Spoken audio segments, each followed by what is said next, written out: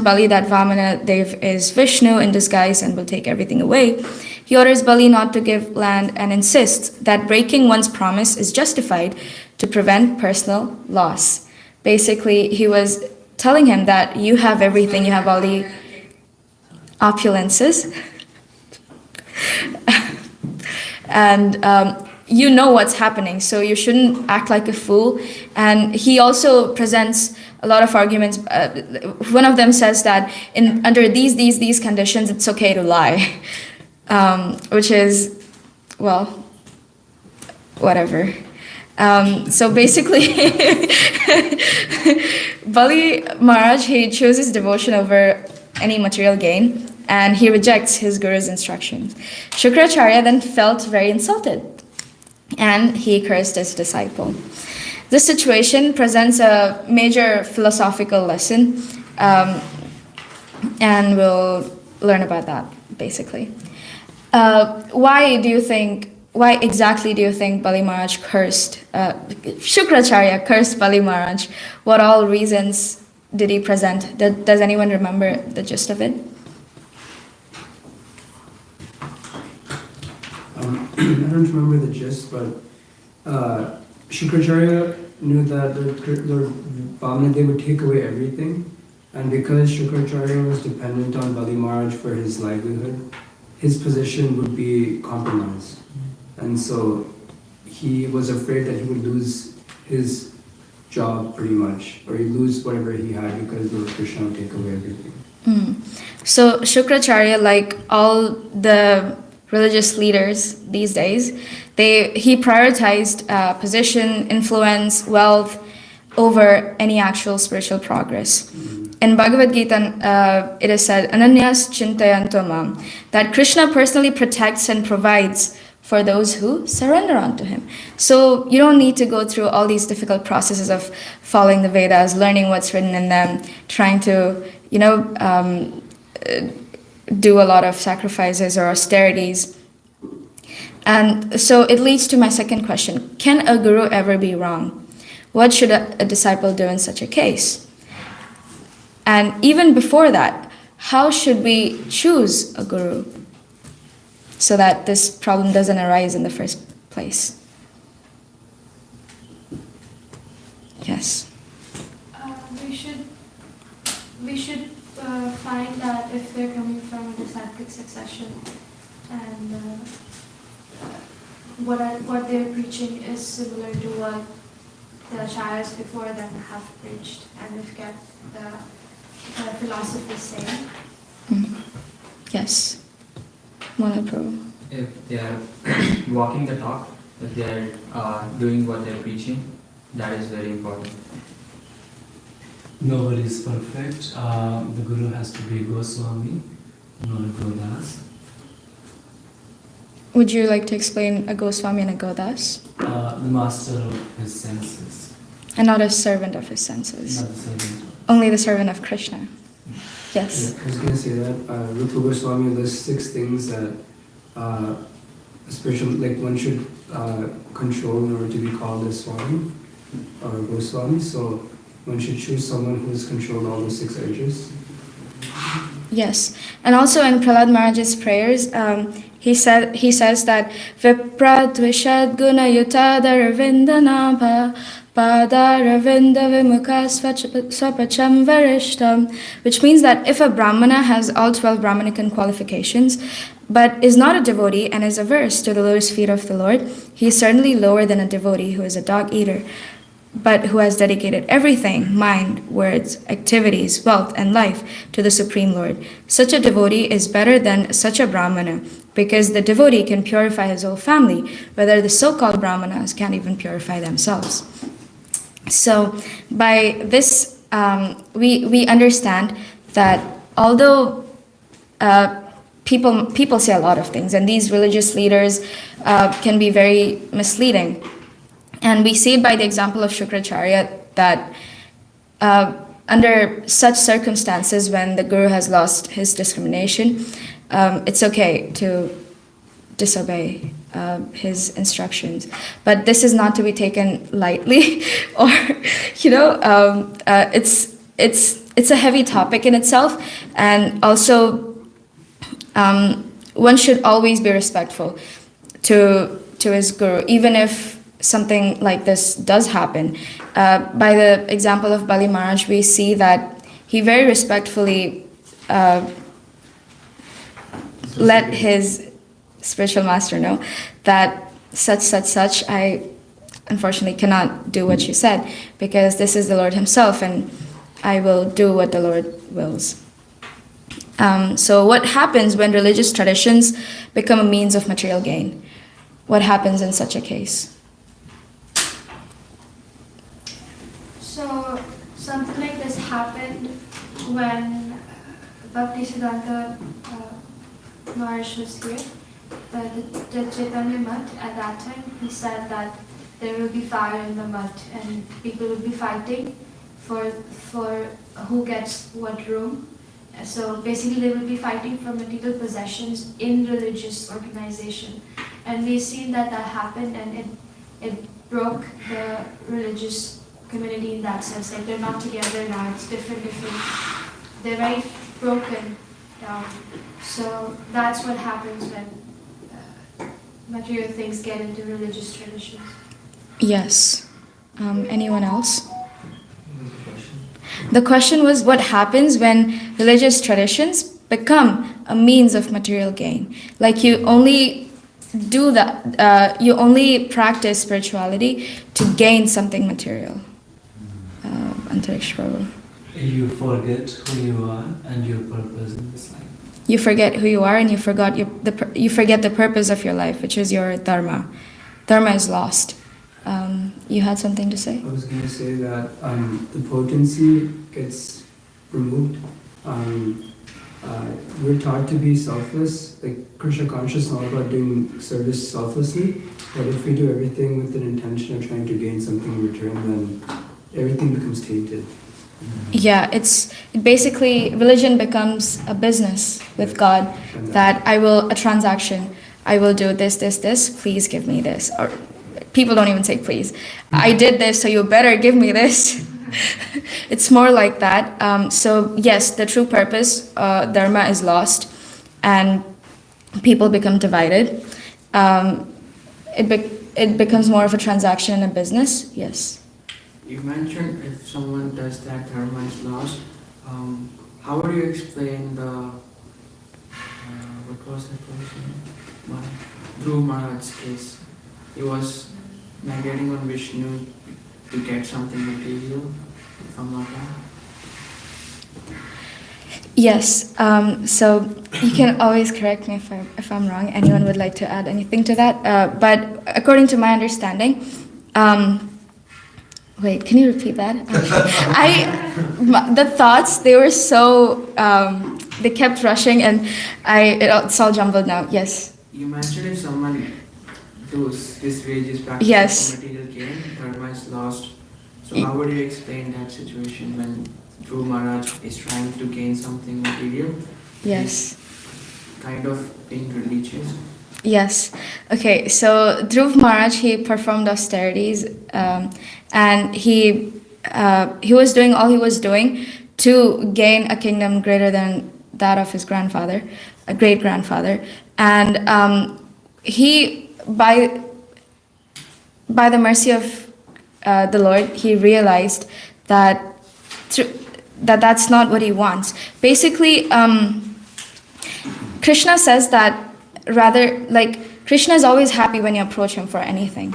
So although we as devotees also have a lot of desires, but Krishna encourages all of us to go to him, right? And he basically, what I'm trying to say is, although Dhruva Maharaj had material desires, he approached the Lord. And because he was very sincere, and the Lord guided him to the right path. But I don't think this is complete. Maharaj. Well, Dhruva did have those desires. He was very angry. And so his motivations were maybe not the best. But through his sadhana, he became purified. And then he met a guru. We can't forget that. He met Narada Muni, Narada Muni gave him a mantra, Om Namo Bhagavate Vasudevaya. And as a result of his pure chanting, his desires, your desires don't go away, they just get transformed. So it went from, something self-centered to pure. He became pure in his desires, so he was able to have personal darshan with the Lord. The Lord took his sangha, his conch, and touched his head with it, and he got all this incredible mercy. And so that's the point. He did not become a blind follower of religion. He kept the integrity, and religious communities do lose their integrity. I'm just tying this in with the former, that you had discussed. Yes. When they lose their integrity, and they kind of just go by the book, and not by the heart, and not by experience, then it really gets, let's say, just destroyed. It's destroyed. But Dhruva was a very advanced soul, and he had overcome his anger, and he took more or less his anger management course through Narada Muni, But then, many years later, that little latent anger surged again when his brother was killed by some yaksha, and so he wanted vengeance. And this whole, even though he was a great devotee, had seen the Lord personally, this uprising of toxicity came to him. And again, what stopped this sort of negativity was that Manu, one of his ancestors representing purity, said, "You have to stop this." And because he's a cultured man, he accepted what his elders had to say. Yes. I'm sorry if I trailed off a little bit, but That makes perfect sense, Maharaj. Nityananda Prabhu, does it answer your question? it's okay. Yes. I want to add something. Bhagavatam says, Akama sarva kamo vare, moksha kamo dharali, tivrina bhakti yogena, yata purushamparam. So, regardless of whatever desires one may have, you should do bhakti yoga. And Prabhupada writes that in due course of time they get purified. And that's what happened to Dhruva Maharaj. She had a desire, but he became purified through the process of devotional service and the approaching of Krishna. Yeah. Yes. And do you have anything to say, Prabhu? The root cause of Dhruva Maharaj's desire was that his father, he could not have his father's love. The possessions was all secondary, but the primary thing that he wanted to have his father's love, and his mother disrespected him, the stepmother. And that's where his own mother guides him, that you should go for the supreme love and the love that your forefathers got. All those possessions were from Vishnu. At the same time, the mother says this, take blessings of your stepmother as well, because of her, you are going closer to the Lord. And he was really looking for supreme love. And that's when Narada Muni came to give him strength and vision. Yes. And coming back to Bali Maharaj, even though he was cursed by his guru, he remained very firm in his surrender to the Lord. And this basically shows his devotion and true faith. Krishna, whenever we talk about religion and religious practices, we always talk about this very famous verse from Bhagavad Gita, Sarva Dharman Paritaja, Mamekam Sharanam Raja, Amtam Sarva Papebhyo, Moksha Sharanam Sucha. What does Krishna say in this verse? Abandon all varieties of religion, just surrender to me. I will deliver you from all sins, not fear. Yes. So Krishna says that abandon all varieties of religion and just surrender unto me. So how does Bali Maharaj exemplify this verse? Would you like to give some points by which we can understand that, yes, Bali Maharaj understood the assignment? Yes. Bali Maharaj was aware that after agreeing to give 3 pieces of land, he will lose everything that he had. Still, he was ready to surrender everything in his possession. So that shows full surrender. Yes. And what are some things that we can learn and practically apply from Bali Maharaj's example. You can get creative with this. Can you learn difference between Vishnu and Krishna? Learn difference between Vishnu and Krishna? Yes. Anyone else?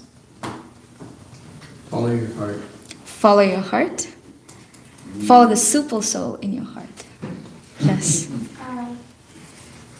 Doesn't matter what happened, like if when you're practicing spirituality, doesn't matter if Krishna is being nice or being harsh, we still should surrender onto his will, and take it as a gift from Krishna, because at the end Krishna doesn't do anything to harm us eventually. Like even if he's trying to cheat Bali Maharaj or trying to insult him in front of everyone, he is still, at the end, he glorifies his devotee and makes him one of the Mahajans. So. Yes.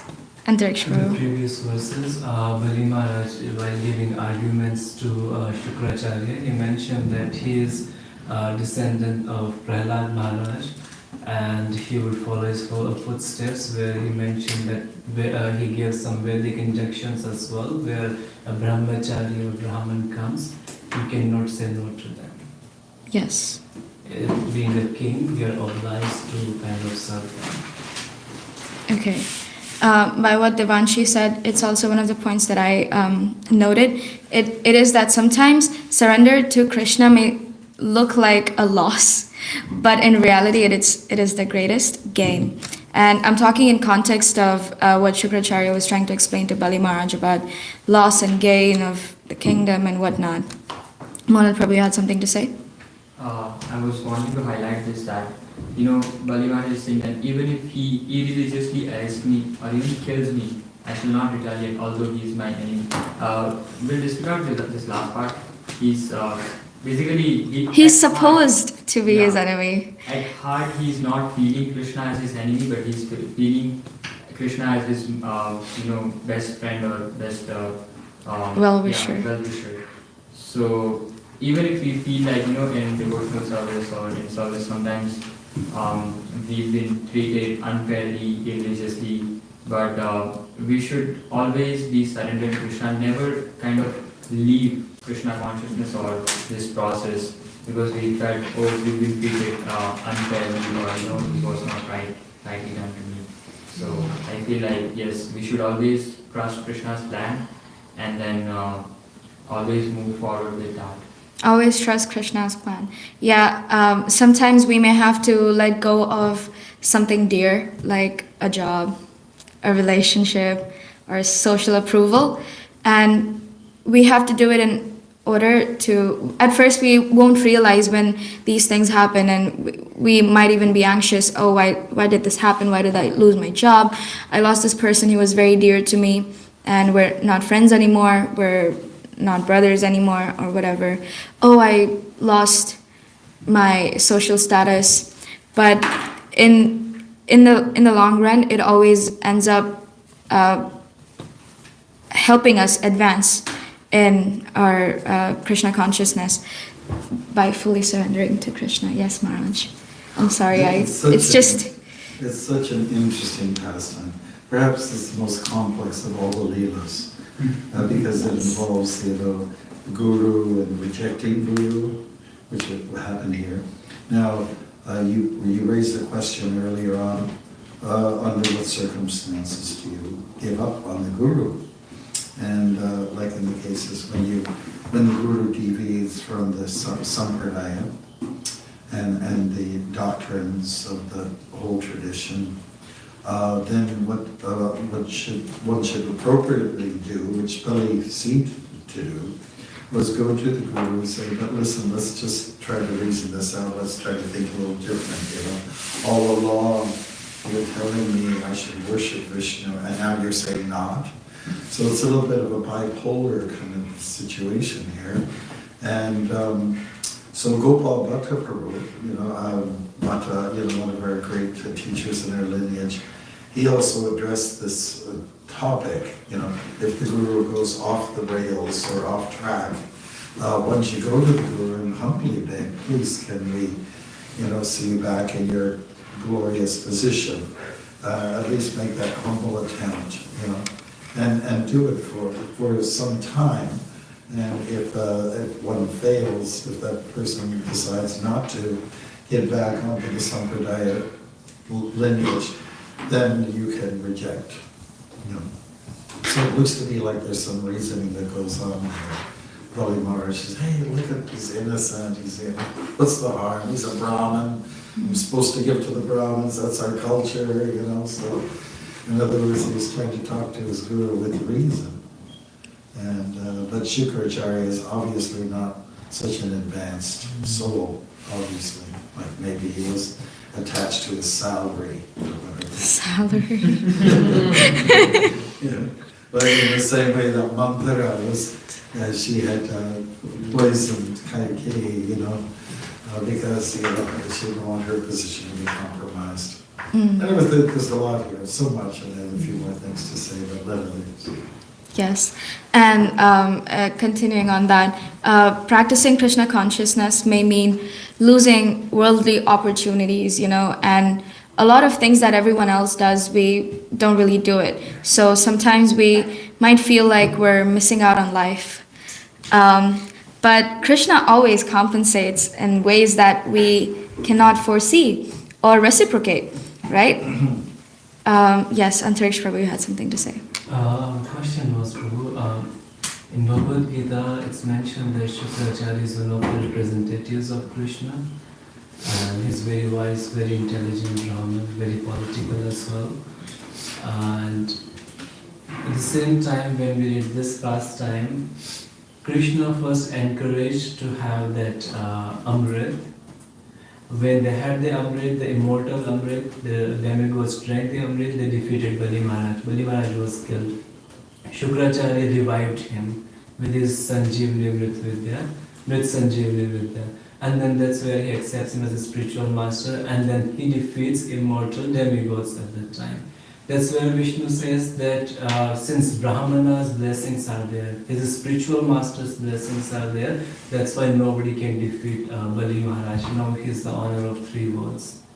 So here he was represented as a very opulent and highly qualified Brahman. His blessings were so strong, even the immortal Amrit did not work on demigods. If we see it, and that's where God has to do another leela to kind of trick him again. So how is like this? At one place he is represented as a very highly qualified spiritual master, and then at the very next moment he is represented as one of the selfish or karamkandi Brahmins. He is highly learned Brahmana. He does everything by the books, and when you follow the Vedas and the Puranas, nothing's wrong. You can still do that. So he was a really learned and respected Brahmana. That is correct. However, he just wasn't surrendered to Krishna. So does that make sense, Maharaj? Yes, surely. I mean, Ravana was an advanced Brahmin. Yes. Hiranyakashipu was he was like a jnani, extremely learned, understanding the Vedas, very philosophical when it came to appeasing the relatives of Hiranyaksha, his brother. So he was highly qualified, but they have an animosity. Even Duryodhana was a great statesman. Krishna came and said, you're a good man, you got a lot of good qualities, you've got lots of skills and talents here, and people love you. But there is a problem. And that problem is, you don't like me. Krishna didn't exactly put it like that. I did have a question, if that's okay. So when you quoted the verse 1866 from Bhagavad Gita, in your minds, what does it mean, Sarva Dharman Parityajya? It says, give up all varieties of religion. Does that mean I should give up Islam, if I'm a Muslim? Or I'm a Baha'i follower, should I give that, I'm a Christian or Buddhist? Is that what we're talking about? What do we mean by Sarva Dharman Parityajya? Sarva, all, Dharma, religion. Parityaja. So what does it mean? What's going to make it more clear? Mm. Like you or anybody? Yes. I'll take a moment to think about it. Okay. But it definitely wouldn't mean to. Okay, you're doing good. Yes. We have some hands here while you're waiting. For Sardak Prabhu. Go ahead. So there are a lot kind of dharmas, Pitri dharma, Rashtriya dharma. There are duties towards everybody. So I think in that context, let's leave those duties and surrender unto me. Yes. Or this is the most important duty. This is the most important occupational duty. The most important duty is to give up your duties. So Sorry, but that remind Parityaja. So, Surrender. yes, all that Prabhu talked about, you as a human being, you have a bunch of duties and responsibilities. You have to be a good citizen, you have to be a good son, you have to be a good brother or a good employee or whatever. But basically, do all of that as long as it doesn't go against Krishna's will. But whenever a situation arises where where you have to choose between these dharmas, that like being a good this or that, or being surrendered onto Krishna, then you must choose Krishna. Normally, do all of it. Be a good citizen. If you're Islamic, follow it. If you're a Christian, follow it. But wherever and whenever those injunctions go against what Krishna said, then we must follow Krishna and reject the other things. One time Srila Prabhupada said, the only religion is Sarvadharma Parityaja, surrender to Krishna. And all other dharmas, in this case dharma, may not be so appropriately translated as religions, but rather duties, okay? Duty as a Brahmin, Kshatriya, Vaishya, Shudra, or husband, wife, mother, mom, dad, uncle, aunt. Forget, it's just, and it's a verse, 1866, very much applies to people at the fag end of life, when, I get it now, I'm retired now. I'm retired. I'm resigning to the fact that I just have to give everything conditionally.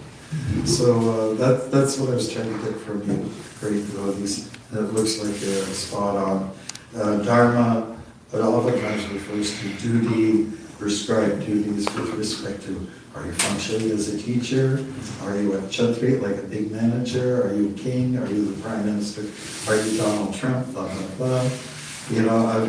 Definitely Trump should surrender. He's off, of course, really off, of course, when he thinks he's following religious people. Anyways, it's a long topic, and I just want to add, we just came from India doing this drama. Haribol. And people love it.